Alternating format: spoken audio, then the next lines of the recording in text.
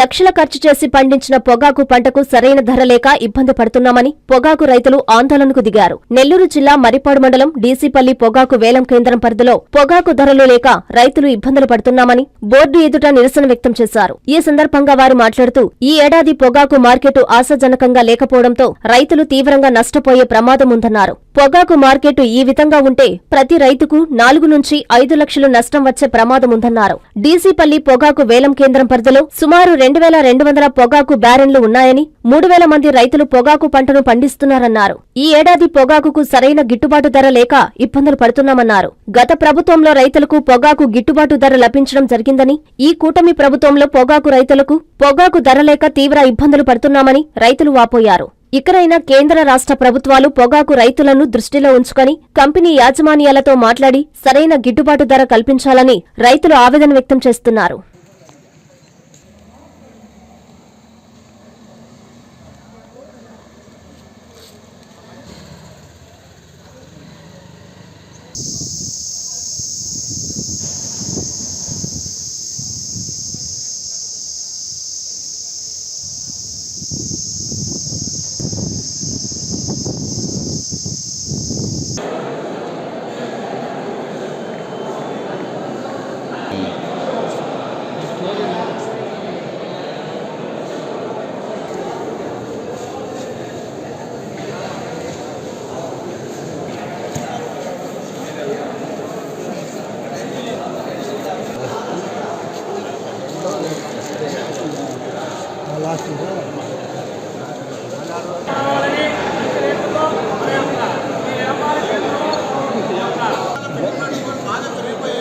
కాబట్టి కంపెనీలందరికీ మన management adjust చేస్తున్నాం. వ్యాపారుల సిండికేట్ విధానం రచించాలి.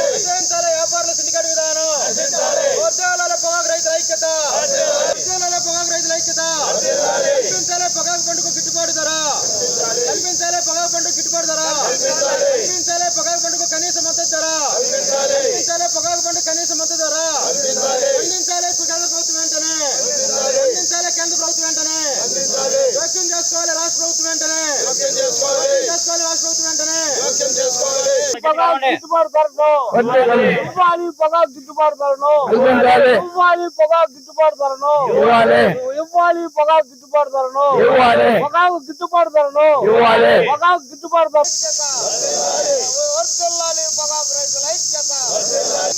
ఇంకా రాను కూడా వాళ్ళు తగ్గిస్తా ఉన్నారు. వ్యాపారులు ఇంకా 10 రోజుల తర్వాత రేట్లు ఉంటాయి. మొన్న ఇటీవల ప్రతిదాన్ని కూడా 3 చెక్కులు ఇచ్చారు. ఇప్పుడు మళ్ళీ 2 చెక్కులు ఇస్తున్నారు.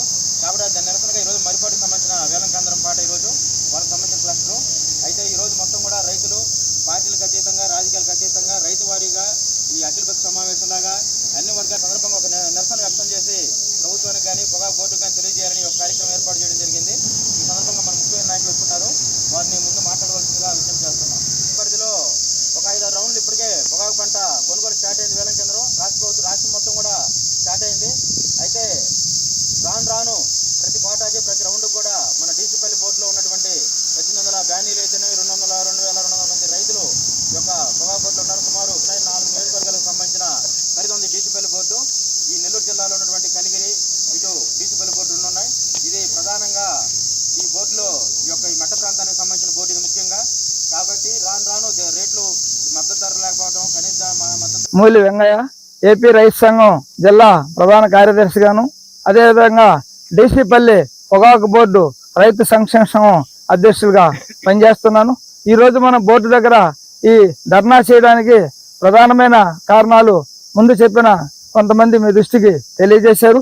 మన డీసీపల్లి పొగాకు బోర్డులో 2069 మంది రైతులు 1738 బ్యార్నీలు ఉన్నాయి. కానీ ఇక్కడ మనది నాన్ డెల్టా ఏరియా, ఇక్కడ నీటి సౌకర్యం లేదు. ప్రధానంగా రైతులు ఈ పొగాకు పంట మీద ఆధారపడి బతుకుతున్నారు. అయితే పోయిన సంవత్సరానికి ఈ సంవత్సరానికి చూసినప్పుడు పోయిన సంవత్సరము ఒక క్వింటాకు చివరి దగ్గరకు వచ్చారుగా 35,000 రూపాయలు కూడా వేసిన పరిస్థితి చూసాం.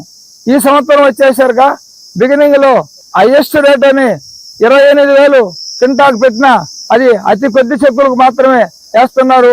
ఎక్కువ చెక్కులకు 22,000, 23, 24 ఈ ప్రాంతంలో వేస్తున్నారు. అందువల్ల ఈ రకంగా చూసినప్పుడు పోయిన సంవత్సరానికి ఈ సంవత్సరానికి రేట్లు చాలా ఎక్కువ తగ్గించారు. అదే రకంగా ఉత్పత్తి ఖర్చుల దగ్గరకు వచ్చాక ఒక బ్యార్నీకి 3 లక్షల నుంచి 4 లక్షలకు పైగా ఖర్చులు పెరిగిపోయిన పరిస్థితి చూస్తున్నాం.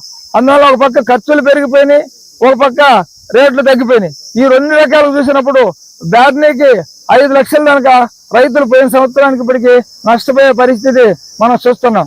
అయితే మన బోర్డు దగ్గర మాట్లాడినప్పుడు సూపరింటెండెంట్లు చెప్పే మాటలు కొరవ బోర్డుల కన్నా మంది బాగుంది కదా అంటున్నాడు. ఇది ఎట్లుందంటే ఒక పిల్లగాడు పరీక్ష రాసినప్పుడు ఏరా నీకు 3 మార్కులు వచ్చినట్టే నాయన అవతలడికి 2 అన్నట్టుగా ఉంది పరిస్థితి.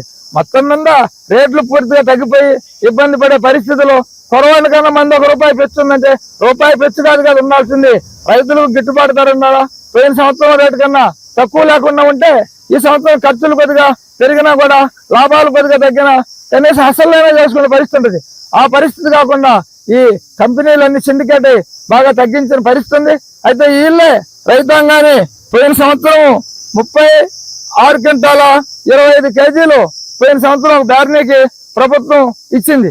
కానీ ఈ సంవత్సరం వచ్చారుగా 42 క్వింటాల 72 కేజీలు ఈ సంవత్సరం ప్రభుత్వం ఇచ్చింది. అయితే ఎవరు పెంచమని చెప్పారు? రైతులు పెంచమని చెప్పలేదు కదా. కానీ కంపెనీలే ఈ రైతుల మధ్య పోటీ పెట్టి ఎక్కువ పండిస్తే అతి తక్కువ రేటుకు తీసుకునే దానికి ఈ పని చేసినాయి. ఒక పక్క బెర్లీ పొగాకు విషయంలో కూడా కంపెనీ వాళ్ళు మేము గ్యారెంటీ ఇస్తామని చెప్పి ఎక్కువ పండించడానికి ప్రోత్సహించారు. ఐటీసీ కంపెనీ 15,000 రూపాయలు కనుక ఇచ్చి పండించడానికి ఏర్పాటు చేశాం. ఇప్పుడు వాళ్ళు ఏమంటున్నారు? బయట అడిగితే మేము ఇచ్చిన ఆర్డర్ ప్రకారం మేము కొంటున్నాం కదా అంటున్నారు. మరి దాన్ని లేని పొగాకు అంటే ఏందో తెలియని ఏరియాలో కూడా ఆ పంట ఇచ్చినారు. మరి ఆ పంట ఇచ్చినందువల్ల అంతా కలిపినప్పుడు ఉత్పత్తి ఎక్కువైపోయి ఈ పంట తగ్గిపోయే పరిస్థితి ఉంది కదా. అందువల్ల కంపెనీలు పెద్ద ఎత్తున మన చేత ప్రోత్సహించి మన చేత పంట ఇచ్చి ఈ రకంగా చేస్తున్న పరిస్థితి మనం చూస్తున్నాం. అయితే ఒక్కపోతే ప్రభుత్వం వచ్చాక ఎన్నికల సందర్భంలో మేము ధరల స్థిరీకరణ నిధిని కేటాయించి ఈ రేట్లలో వచ్చే ఒడిదుడుకులను తగ్గించడానికి చూస్తామన్నారు. కానీ ఆ పరిస్థితి చేయలేదు. మరి ఇటువంటి ఒడిదుడుకులు ఉన్నప్పుడు ప్రభుత్వం కొంత నిధి కేటాయించి ప్రభుత్వం కొంత బోర్డు తరపు నుంచి కొంత కొని స్టాక్ పెట్టుకుంటే ఆ తర్వాత రైతులకు కొద్దిగా మద్దతు రేటు వచ్చే పరిస్థితి. ఇప్పుడు అట్లా కాకుండా మాకేం సంబంధం లేదు అంటే గాలిలో దీపం పెట్టాము మీరే చూసుకోండి కాదా చెప్తుంది. అది కరెక్ట్ కాదు. అందువల్ల ప్రభుత్వము కంపెనీలు ప్రోత్సహించి రైతుల చేత పంట పండించే ఏర్పాటు చేశారు. అందువల్ల వాళ్ళే ఈ రైతాంగానికి మద్దతు రేటు వచ్చేదానికి ఏర్పాటు చేయాల్సిన అవసరం ఉంది. అయితే వాళ్ళు చెప్తున్నారు అయ్యా రైతులు ఎక్కువ పండించారు కదా. మరి రైతులు ఏమీ చేయలేని పరిస్థితుల్లో ఈరోజు కనీసం సంవత్సరానికి 4-5 లక్షలు సంపాదిస్తాయని కుటుంబాలు జరుపుకోలేని పరిస్థితుల్లో ఏ పంట వేస్తే ₹4 వస్తుందో దాని కనుక వేయడానికి చూడడానికి ఆ పంట వేయడానికి చూస్తారు. కానీ ఒక కుటుంబ యజమాని కుటుంబాన్ని ఏ రకంగా కలగజేసుకొని రైతాంగానికి మద్దతు ధర కల్పించాల్సిన పరిస్థితి ఎంతైనా ఉంది. అందువల్ల రాబోయే రోజుల్లో ప్రభుత్వం ఆ రకంగా చేయాలా. అయితే ఇప్పుడు ఆర్డర్స్ రాలేదని చెప్తాను.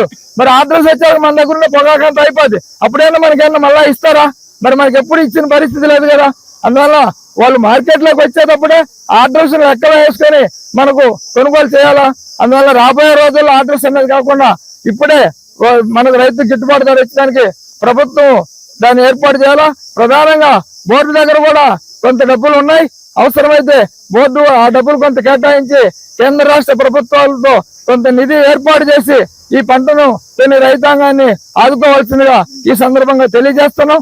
ఆ రకంగా లేకపోతే రాబోయే రాజభారాలను అందరినీ కలుపుకొని ఒక ఉద్యమం చేయాల్సిన పరిస్థితి ఏర్పడుతుంది. దానికి ప్రభుత్వమే కారణమనేది ఈ సందర్భంగా తెలియజేస్తున్నాం. అందువల్ల ఈ ధర్నాకు వచ్చిన రైతు సోదరులకు అఖిలపక్ష నాయకులకు మీడియా సోదరులకు అందరికీ మరొకసారి ధన్యవాదాలు తెలియజేస్తున్నాం. మా చెక్కవరం గ్రామం మా ఊళ్ళో దాదాపు 120 వ్యాన్లు ఉన్నాయి. కొంతమంది మామూలుగా వేసుకునే వాళ్ళు ఉన్నారు. కొంతమంది కౌలుకి ఒక్క బ్యానీకి వచ్చి 2.5 లక్ష అంటే పోయిన సంవత్సరం 1 లక్ష ఉంటే ఈ సంవత్సరం 2.5 లక్షలు పెరిగింది. ఒక బ్యానీకి వచ్చి 1,50,000 పెరిగింది. ముఠాకు వచ్చి పోయిన సంవత్సరం 3 లక్షలు పెడితే ఈ సంవత్సరం 4,67,000 పెరిగింది ఒక్కొక్క బ్యానీకి వచ్చి. అదేవిధంగా ప్రతి ఒక్కటి ఖర్చులు పెరిగాయి. 15 లక్షలు ఒక బ్యానీకి ఖర్చు పెట్టవలసి వచ్చింది.